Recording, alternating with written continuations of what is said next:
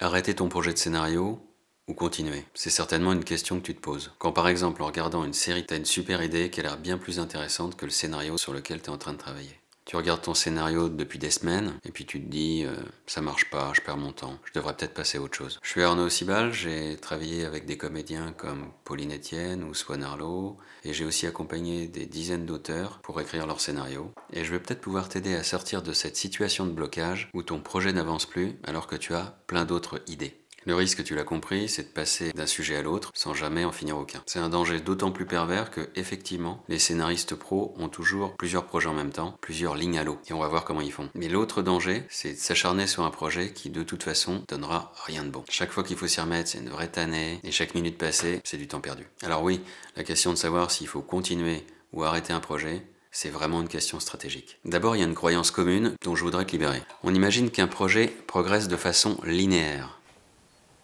Plus on travaille, plus il avance. Et quand on croit ça, forcément, si on continue à travailler et que le projet avance plus, on se dit qu'on perd son temps. Que ça va continuer comme ça, on va continuer à travailler et le projet va continuer de régresser. C'est un biais cognitif classique, on a toujours tendance à prolonger les lignes. Mais en réalité, chaque projet rencontre un moment où l'enthousiasme retombe, où le progrès ralentit. C'est ce que Seth Godin, dans son livre, appelle le dip. Ce creux de la vague est normal, il est inévitable. Et c'est précisément à ce moment-là que la plupart des gens abandonnent. Regarde l'exemple de Rocky. Sylvester Stallone a écrit le script en 3 jours. Il était fauché, désespéré. Les studios voulaient acheter son script, mais avec un autre acteur. Stallone a refusé, il voulait jouer Rocky lui-même. Pendant des mois, il a essuyé des refus. Il a même dû vendre son chien pour payer ses factures. Les producteurs lui disaient « Ton script est bien, mais toi, t'es pas fait pour le cinéma. » C'était le dip. Ce moment où tout semble bloqué, où t'as l'impression que ton projet décollera jamais, où le monde entier te dit abandonne. Et Stallone aurait pu l'écouter, il aurait pu vendre son script et passer à autre chose. Il aurait eu un peu d'argent sur le moment, mais il serait jamais devenu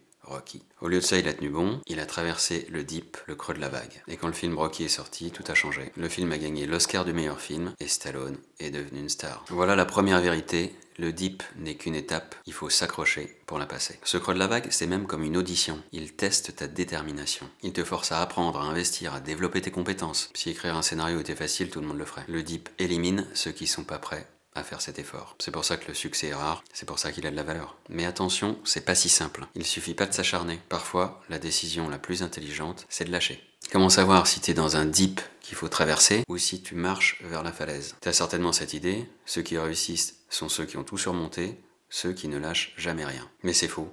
Les grands créateurs abandonnent tout le temps. Ils abandonnent beaucoup parce qu'ils expérimentent beaucoup. Mais ils abandonnent uniquement ce qui doit être abandonné et sans regret, sans délai. Regarde maintenant le film Alien. Dan O'Bannon a écrit le premier script avec Ronald Shusett. Mais leur première version était un désastre. Budget énorme, effets spéciaux impossibles, histoire confuse. Ils auraient pu s'accrocher, continuer à travailler cette version à fond. Mais ils ont fait autre chose. Ils ont justement abandonné cette approche pour tout recommencer à zéro. Ils ont créé un huis clos, plus simple, plus efficace, plus terrifiant. Et s'ils s'étaient acharnés sur leur première version, Alien n'aurait jamais existé. C'est en abandonnant au bon moment qu'ils ont créé un chef-d'œuvre. Alors comment savoir si t'es dans un creux de la vague qu'il te faut traverser, ou si t'es dans un cul-de-sac qui fait que t'épuiser, qui te fait juste perdre ton temps? Alors voilà quelques signes. Si tu ressens un appel profond pour ce projet, si tu aimes le processus d'écriture, même quand c'est dur, si tu vois de petites améliorations, même si personne d'autre les remarque, si la difficulté te stimule et que t'apprends des choses, c'est un dip.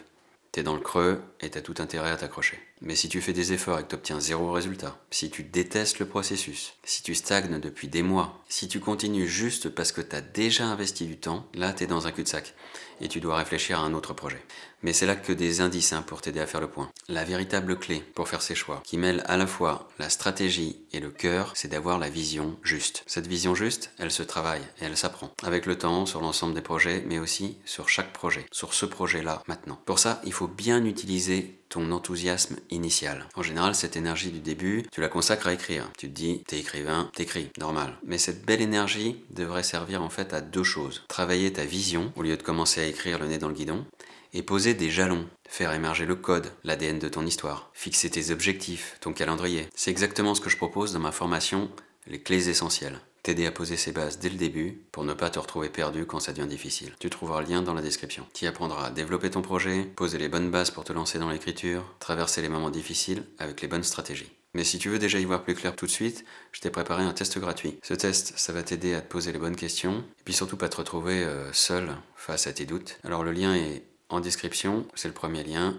Je te laisse cliquer, ça va être un premier pas pour travailler ta vision juste. On se donne rendez-vous de l'autre côté.